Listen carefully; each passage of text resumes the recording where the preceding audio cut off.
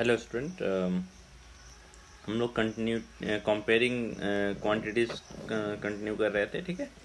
सो इसमें हम लोगों ने जो फर्स्ट एक्सरसाइज है प्रॉफिट लॉस से रिलेटेड जो पार्ट है वो हमने सॉल्व किया था, एक्सरसाइज 8.2 है ना। सो इसमें हम लोगों ने बहुत सारे कॉन्सेप्ट पढ़े थे, सेल टैक्स, वैट, फिर प्रॉफिट लॉस, परसेंटेज का कॉन्सेप्ट तो हर जगह है, ठीक है। सो ये सारे हमने पढ़े थे कल। मैंने आपको बोला था जो क्वेश्चन नंबर 5 है वहाँ तक आप कंप्लीट कीजिएगा, ठीक है। क्वेश्चन नंबर 5 तक मेरे ख्याल से कोई डाउट नहीं आना चाहिए। ऐसे क्वेश्चन नंबर 5 हम लोग एक बार देख लेते हैं फिर भी। जैसे एक VCR एंड टीवी वो अबाउट फॉर 8,000 ईच। हर एक का कॉस्ट जो है वो 8,000 है, यानी कि VCR का भी कॉस्ट 8,000 है और टीवी का भी कॉस्ट 8,000 है। Now the shopkeeper made a loss of 4% on VCR and 8% on TV. Then find the gain or loss. तो इस दोनों ये CP है ना, CP एंड 1 एंड CP2। अब इस पे लॉस किया है 4%, तो VCR पे तो कितना में SP कितना होगा आप पता कर सकते हैं, है ना। लॉस किया है 4%, ठीक है। सो मेरे ख्याल से आप SP निकाल सकते हैं, कोई प्रॉब्लम नहीं है, ठीक है। इसका 8,000 का 4% आप निकाल लीजिए। 8,000 का 4% तो आपको पता चल जाएगा कि कितने कम में बेचे हम लोग टीवी को। तो 320, यानी कि जो SP होगा वो 8,000 से अधिक होगा, इतना अधिक होगा तभी तो लॉस हुआ। कितना अधिक होगा? 8,320 SP होगा, है ना। ये VCR के बारे में हो गया। अब इसी तरह टीवी के लिए, टीवी पे कितना प्रॉफिट है, सॉरी SP जो होगा वो कम हो जाएगा ना, 320 रुपये का लॉस हो रहा है, तो 8,000 माइनस 320 प्रॉफिट नहीं हो रहा है ना। 8,000 माइनस 320, 8,000 माइनस 320 तो कितना हो जाएगा? 0,867 इतने, यानी बेचा, कम में बेचा ना, तभी तो उसको लॉस हो रहा है। अब टीवी का इसी तरह अगर हम देखेंगे तो टीवी के बारे में अगर हम लोग डिस्कस करेंगे, ठीक है। सो टीवी के बारे में अगर हम लोग डिस्कस करेंगे टीवी के बारे में, तो 8,000 का आप कितना निकाल लीजिएगा? 8,000 का 8% निकाल लीजिए। 8,000 का 8%, क्योंकि 8% प्रॉफिट हो रहा है, जीरो कैंसिल, 640, यानी कि जो टीवी का SP होगा वो होगा 8,640 रुपीज़, है ना। अब आप यहाँ से देख लीजिए कि टोटल CP कितना था, क्योंकि आपको टोटल निकालना है कि अगर दोनों कंबाइन करेंगे तो लॉस होगा या प्रॉफिट होगा। सो टोटल CP कितना होगा? 8,000 प्लस 8,000 16,000। टोटल SP कितना होगा वो आप देख लीजिए। टोटल SP जो होगा वो होगा 8,640 प्लस दिस, ये दोनों का एडिशन, तो ये कितना हो जाएगा? 0 2 कैरी 1 12 1 13 कैरी 1 8 7 15 एंड 16। तो आप खुद देख सकते हैं 320 रुपीज़ का उसको प्रॉफिट होगा। तो आप इसका परसेंटेज निकाल लीजिए। तो ओरिजिनल क्या है? ये ओरिजिनल है, तो 320 बाई 16,000 इंटू 100, तो आपको परसेंटेज प्रॉफिट निकल जाएगा ना। तो मेरे ख्याल से क्वेश्चन नंबर 5 बहुत टिपिकल नहीं था, थोड़ा सा उन्होंने क्या किया कि कम्बिनेशन में आपको पता करने बोला, है ना। सो मेरे ख्याल से आप अब क्वेश्चन नंबर 5 जिनको दिक्कत होगी वो आप बना सकते हैं, ठीक है। इसके बाद हम लोग जो डिस्कस करते हैं वो है क्वेश्चन नंबर 6 इजी है मेरे ख्याल से, टिपिकल क्वेश्चन नहीं है, ठीक है। क्वेश्चन नंबर 6 जो है वो इजी है। 6 क्या बोल रहा है? During a sale shop offered a discount of 10% on the mark price of all item, है ना। जितने भी आइटम है उसे मार्क प्राइस पे 10% का डिस्काउंट दिया है। What would a consumer have to pay for a pair of jeans mark 1450 and 2 shirt marked 1850, है ना। 2 शर्ट तो आप दोनों का 10% निकाल लीजिए, है ना। और आप देख सकते हैं कि कितना पे करना पड़ रहा होगा, क्योंकि हर एक आइटम पे 10% दे रहा है ना। तो मेरे ख्याल से 6 इजी है। 7 देखिए, milkman sold 2 of his buffaloes for 20,000 each, यानी कि टोटल कितने में बेच दिया? 40,000 में दोनों buffalo. 1 he made 5% gain and another on the loss of 10%, find the overall gain and. ये बिल्कुल जो है ये क्वेश्चन नंबर 5 की तरह है। ठीक है।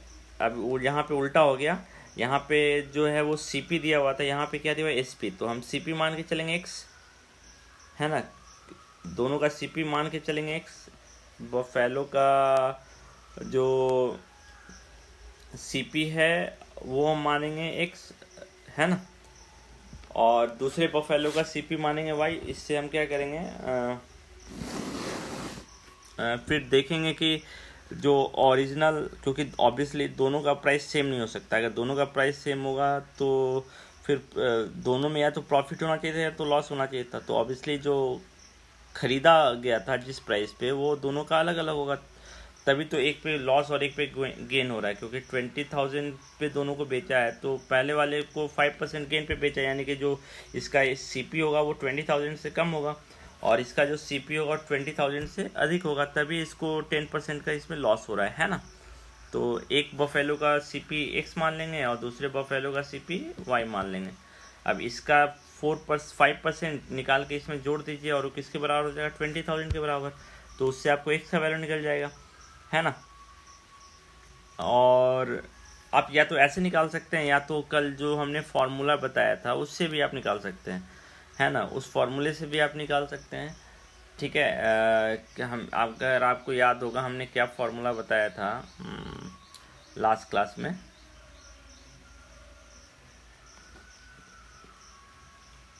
हमने जो फार्मूला डिस्कस किया था,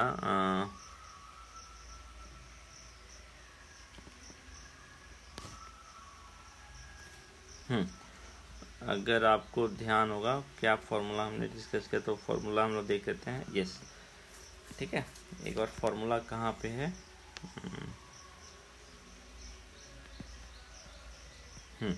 यहाँ पे देखिए, इससे भी आप निकाल सकते हैं। ठीक है, loss percent is equal to C P minus S P by 100/CP।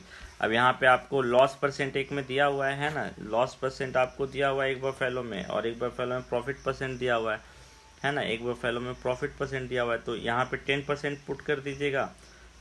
S P आपको पता है, सी पी एक्स मान लेंगे, है ना, तो एक्स का वैल्यू निकल जाएगा। इस तरह लॉस परसेंट एक में दिया हुआ है 5, लॉस परसेंट 10% था और ये 5%, तो 5 पुट कर देंगे और यहाँ पे 10 पुट कर देंगे लॉस परसेंट के जगह पे।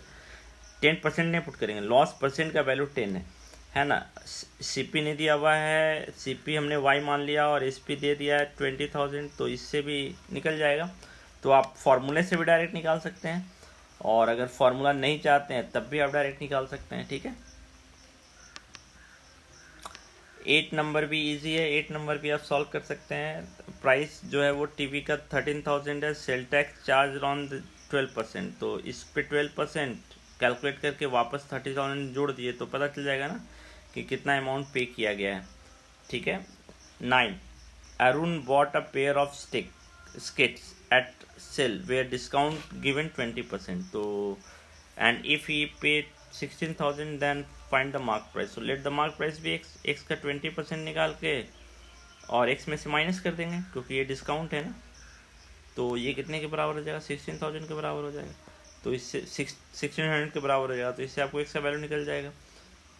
ठीक है, डिस्काउंट हमेशा जो मार्क प्राइस है उसमें से माइनस होता है और वैट या टैक्स जो है वो ऐड होता है मार्क प्राइस में, है ना, क्योंकि वो एक्स्ट्रा चार्ज है आप पे। 10 भी वैसा ही है, 11 भी वैसा ही है, ये सिंपल क्वेश्चंस हैं, है ना, 10 और 11, तो मेरे ख्याल से एक्सरसाइज 8.2 आप कंप्लीट कर सकते हैं। ठीक है, नेक्स्ट टॉपिक जो हम लोग देख रहे हैं वो है कंपाउंड इंटरेस्ट। ठीक है, जो नेक्स्ट टॉपिक हम लोग देखेंगे वो है कंपाउंड इंटरेस्ट। ये भी क्लास जो 7 था उसमें हम लोगों ने सिंपल इंटरेस्ट पढ़ा था, है ना। अब हम लोग जो पढ़ने जा रहे हैं वो है हमारा कंपाउंड इंटरेस्ट। ठीक है, सो कंपाउंड इंटरेस्ट और सिंपल इंटरेस्ट में पहले क्या अंतर है वो हमको समझना होगा। ठीक है, कंपाउंड इंटरेस्ट और सिंपल इंटरेस्ट में क्या अंतर है वो हमको समझना होगा। ठीक है, इसको हम लोग थोड़ा सा अलग तरीके से समझते हैं। ठीक है, सो मान लीजिए कंपाउंड इंटरेस्ट एक है और एक है सिंपल इंटरेस्ट।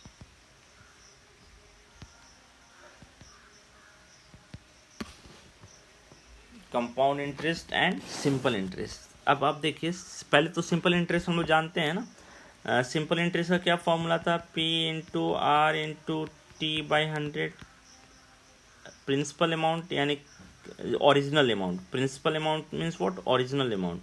ये भी देखिए, ये हम बिना फॉर्मूले के ही बना सकते हैं अगर हमको परसेंटेज का कॉन्सेप्ट याद है तो, है ना। प्रिंसिपल अमाउंट का मतलब ओरिजिनल अमाउंट, यानी बैंक में या कहीं भी आपने स्टार्टिंग में क्या पैसा जमा किया, या आपने किसी से बोरो किया तो स्टार्टिंग में कितना पैसा बोरो किया, that is your principal amount, है ना। और रेट यानी किस रेट से आपको इंटरेस्ट देना पड़ रहा है और कितने समय के लिए देना पड़ रहा है ना। तो ये फार्मूला है। अब ये फार्मूला आप कैसे आ रहा है वो देख लीजिए। मान लीजिए कि आपने बैंक में पैसा जमा किया 10,000 रुपीज़, और बैंक आपको जो इंटरेस्ट दे रहा है वो 4% दे रहा है, ये यानी कि ये प्रिंसिपल हो गया। और आपने कितने समय के लिए जमा किया, मान लीजिए 4 ईयर्स के लिए जमा किया, तो 1 साल के बाद आपको कितना इंटरेस्ट मिलेगा। सिंपल इंटरेस्ट से अगर आपने बैंक में जमा किया है तो 1 साल के बाद 10,000 का 4% वो आपको इंटरेस्ट मिलेगा। सो 10,000 के बाद 4% एंड 10,000 का 4%, मान लीजिए टाइम है 5 ईयर, दोनों 4 हो जाए तो पता नहीं चलेगा, तो टाइम मान लेते हैं 5 ईयर। तो इसका 10,000 कैंसिल, 400 रुपीज़ आपको 1 साल के बाद बैंक देगा, है ना। 1 साल के बाद आपको बैंक कितना इंटरेस्ट देगा, 400 रुपीज़। अब दूसरे साल भी बैंक आपको कितना इंटरेस्ट देगा, 400 रुपीज़ ही देगा। तीसरे साल भी बैंक आपको कितना इंटरेस्ट देगा, 400 रुपीज़ ही देगा। और चौथे साल भी बैंक आपको कितना इंटरेस्ट देगा, 400 रुपीज़ ही देगा। और 5वें साल कितना इंटरेस्ट देगा, 400 रुपीज़ ही देगा। यानी कि टोटल इंटरेस्ट आपको कितना मिला। तो देखिए, ये जो पार्ट था ये इंटरेस्ट कैलकुलेट करने का पार्ट हो गया। अब टोटल इंटरेस्ट कितना आया, तो समय से अगर यहाँ देखिए 1 2 3 4 5 400 इंटू 5, देखो तो ये वही हो गया ना, 400 इंटू 5। हमने जितने समय के लिए था उतने समय से मल्टीप्लाई कर दिया। तो ये फार्मूला कुछ नया नहीं है, ये परसेंटेज का ही फार्मूला है जो सिंपल इंटरेस्ट का फार्मूला है ना। तो जो इंटरेस्ट मिला वो 400 इंटू 5, जो इंटरेस्ट मिल रहा है वो कितना मिल रहा है, 400 इंटू टोटल इंटरेस्ट। अब इस फार्मूले से 400, ये 400 हो गया, PR बाई 100 और इंटू 5 कर दिया, यानी कि 2,000 रुपीज़ इंटरेस्ट मिला। तो अमाउंट कितना, अगर वो निकालेगा पैसा तो उसको कितना अमाउंट मिलेगा, 10,000 तो जमा किया था और उसको 2,000 और एक्स्ट्रा मिल रहा है, तो ये आपका अमाउंट हो गया, फाइनल अमाउंट 12,000 रुपीज़ उसको। यानी कि अगर वो पैसा निकालेगा तो उसको कितना पैसा मिलेगा, 12,000। ये हो गया सिंपल इंटरेस्ट। तो सिंपल इंटरेस्ट में आप क्या देख रहे हैं, हर साल आपका जो इंटरेस्ट है वो सेम ही रह रहा है। हर साल जो आपका इंटरेस्ट है, ठीक है, आपका जो इंटरेस्ट है हर साल, आपका जो इंटरेस्ट है हर साल वो सेम रह रहा है। लेकिन कंपाउंड इंटरेस्ट में ऐसा नहीं होता है। कंपाउंड इंटरेस्ट में हर साल जो है वो इंटरेस्ट जो है वो वैरी करता है। कैसे वैरी करता है, मान लीजिए यही पैसा आपने 10,000 4% के हिसाब से 5 साल के लिए जमा किया,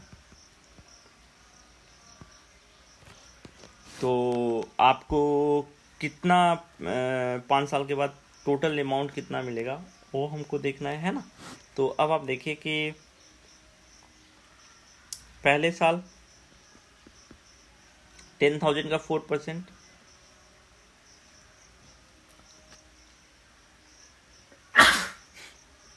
का 4% कैलकुलेट कर लीजिए, तो 400 रुपीज़। तो इससे आप क्या ऑब्जर्व कर रहे हैं, 1 साल के लिए अगर आपको कंपाउंड इंटरेस्ट निकालने बोले और 1 साल के लिए सिंपल इंटरेस्ट निकालने बोले, दोनों सेम है, दोनों में कोई अंतर नहीं है। ये चीज़ आप समझिए, ठीक है। अगर आपको 1 साल के लिए कंपाउंड इंटरेस्ट निकालने बोले और 1 साल के लिए सिंपल इंटरेस्ट, दोनों आपको सेम पैसा देगा, ठीक है। तो 1 साल के लिए आप पैसा अगर बैंक में जमा कर रहे हैं और एक कंपाउंड इंटरेस्ट दे रहा है और एक सिंपल इंटरेस्ट, तो आप किसी में भी जमा कर सकते हैं, आपको दोनों से सेम अमाउंट मिलेगा, आप यहाँ ऑब्जर्व कर सकते हैं। लेकिन सेकेंड ईयर में कुछ चेंज आएगा। वो क्या चेंज आएगा वो पहले आप देखिए। इसमें क्या था कि इसका मतलब हर साल अगर हमको 400 रुपीज़ मिल रहा है तो हर साल मेरा जो प्रिंसिपल था वो 10,000 ही था। कंपाउंड इंटरेस्ट में ऐसा नहीं होता है। कंपाउंड इंटरेस्ट में जो आपका प्रिंसिपल है वो सेकेंड ईयर चेंज कर जाएगा। क्या हो जाएगा, अब पहले एक साल के बाद अगर आपने पैसा निकाला तो आपको कितना मिलेगा, 10,400। तो ये जो 10,400 है ये सेकेंड ईयर के लिए प्रिंसिपल हो जाएगा। यानी फर्स्ट ईयर का जो अमाउंट है, फर्स्ट ईयर का अमाउंट कितना हो जाएगा, 10,400। तो जो फर्स्ट ईयर का अमाउंट है वो सेकेंड ईयर के लिए प्रिंसिपल हो जाएगा। सेकेंड ईयर का प्रिंसिपल कितना होगा, 10,400। इस पे जो है वो 4% के हिसाब से आपको रेट मिलेगा। तो कितना इंटरेस्ट मिलेगा आपको, 10,400 इंटू 4/100। सो ये कैंसिल हो गया तो कितना हो गया, 416। तो देखिए सेकेंड ईयर में आपको इंटरेस्ट कितना मिल रहा है, 416। यहाँ पे सेकेंड ईयर में कितना इंटरेस्ट मिल रहा था, 400। क्यों मिल रहा था, क्योंकि इसमें जो आपका प्रिंसिपल अमाउंट था हर साल सेम था और उसका 4% हम कैलकुलेट कर रहे थे। इसमें पहले साल के लिए तो स्टार्टिंग तो 10,000 से हुआ, दूसरे साल में क्या होगा, जो पहले साल का अमाउंट है, इसमें पहले साल का अमाउंट कितना था, 1400, 10,400। दूसरे साल का अमाउंट, दूसरे सेकेंड साल का प्रिंसिपल जो होगा वो 10,000 ही रहेगा, लेकिन इसमें सेकेंड साल का जो प्रिंसिपल होगा, सेकेंड ईयर का प्रिंसिपल, वो पहले साल का जो अमाउंट है वो हो जाएगा, है ना। यानी कि जो पहले साल का इंटरेस्ट था उसको आप जोड़ दीजिए प्रिंसिपल में, जो नया पैसा मिल रहा है उस पर आपका इंटरेस्ट कैलकुलेट होगा। ये नहीं कि इसमें क्या था, पुराने वाले पैसे पे ही आपका इंटरेस्ट कैलकुलेट हो रहा था। दोनों में अंतर आ रहा है ना, क्योंकि इसमें तो हर साल पैसा बढ़ता जाएगा तो आपका इंटरेस्ट भी इसका मतलब बढ़ता जाएगा। अब सेकेंड ईयर का जो इंटरेस्ट है वो कितना हो जाएगा, सेकेंड ईयर का अगर इंटरेस्ट आप देखें, सेकेंड ईयर का जो इंटरेस्ट है, सेकेंड ईयर का इंटरेस्ट 416, तो टोटल पैसा आपको कितना हो जाएगा सेकेंड ईयर में, 10,400 प्लस 416। सो ये कितना हो जाएगा, 10,816। तो सेकेंड ईयर का जो ये सेकेंड ईयर का अमाउंट हो गया, यानी 2 साल के बाद आपके पास कितना पैसा बैंक में है, ठीक है। थर्ड ईयर का जब आप कैलकुलेट करने जाएंगे तो ये जो अमाउंट है ये प्रिंसिपल का काम करने लगेगा, 10,816। अब आप इसका 4% निकाल लीजिए, इसका 4% निकाल लीजिए तो कितना हो जाएगा इंटरेस्ट, 10,816 इंटू 4/100। सो आप इसको सिंप्लीफाई करेंगे तो ये कितना आ जाएगा, 64, 32, 4/100, तो 4,432 रुपीज़ इंटरेस्ट मिलेगा। तो आपका अमाउंट कितना हो जाएगा, 10,816 प्लस 432.64, तो ये हो जाएगा 64, 48, 211, है ना। सो आप देखिए तीसरे साल का अमाउंट और बढ़ गया, है ना। सो इससे आप अंदाजा इसे जब फोर्थ ईयर के लिए कैलकुलेट कर सकते हैं, 5th, 6th, 7th। तो आप क्या ऑब्जर्व कर रहे हैं कि हम कैलकुलेट सिंपल इंटरेस्ट के मेथड से ही कर रहे हैं, बट इसमें क्या था, प्रिंसिपल हर every year it is same, but in compound interest every year principal will change, है ना। इस कारण से आपका इंटरेस्ट बढ़ता जाएगा। तो इसका मतलब कंपाउंड इंटरेस्ट का फॉर्मूला हमने नहीं पढ़ा है, बट कंपाउंड इंटरेस्ट के प्रॉब्लम को हम सिंपल इंटरेस्ट के प्रॉब्लम से सॉल्व कर सकते हैं। It will be lengthy but obviously definitely we can solve it without knowing the formula. हम लोग फॉर्मूला देखेंगे, इससे क्या होगा, हमारा टाइम सेव होगा। ये क्या करना पड़ रहा है, हर साल हमको कैलकुलेट करना पड़ रहा है इंटरेस्ट, बट हमारा जो मेन इम्पोर्टेंस था, जो कॉन्सेंट्रेशन का पार्ट था कि दोनों में क्या अंतर है, ये आपको समझना पड़ेगा, ठीक है। सिंपल इंटरेस्ट और कंपाउंड इंटरेस्ट में क्या अंतर है, मेरे ख्याल से ये एग्जांपल से आपको समझ में आ गया होगा what is the difference between simple interest and compound interest, ठीक है। सो अभी पहले आप डिफरेंस देख लीजिए, ठीक है। थोड़ा सा बुक को भी स्टडी कर लीजिएगा, ठीक है। और अपना जो एक्सरसाइज 8.2 है इसको भी कंप्लीट कीजिएगा। और जो हमने अभी डिफरेंस देखा कंपाउंड इंटरेस्ट और सिंपल इंटरेस्ट का, कंपाउंड इंटरेस्ट और सिंपल इंटरेस्ट का, इसको भी आप स्टडी कीजिएगा, ठीक है। और नेक्स्ट क्लास में हम लोग फॉर्मूला देखेंगे कंपाउंड इंटरेस्ट का, है ना। तो थोड़ा सा आप क्या कीजिएगा ना, 1-2 क्वेश्चन सॉल्व की, देखिए यहाँ पे आपको बहुत सारा क्वेश्चन सॉल्व करके बताया हुआ है, ठीक है। तो आप ये क्वेश्चन कोशिश कीजिएगा खुद से सॉल्व करने के लिए without actual formula of compound interest. हम लोग जो यूज़ करेंगे वो सिंपल इंटरेस्ट का फॉर्मूला यूज़ करेंगे, है ना। तो ये क्वेश्चन आप सॉल्व कीजिएगा। इसके बाद हम लोग देखेंगे, यहाँ देखिए फॉर्मूला डिराइव किया है, हम लोग इस फॉर्मूले को डिराइव भी करेंगे, ठीक है। बट यहाँ तक पेज नंबर 127 तक आप जो है थोड़ा सा स्टडी कीजिएगा, ठीक है, खुद से, ठीक है।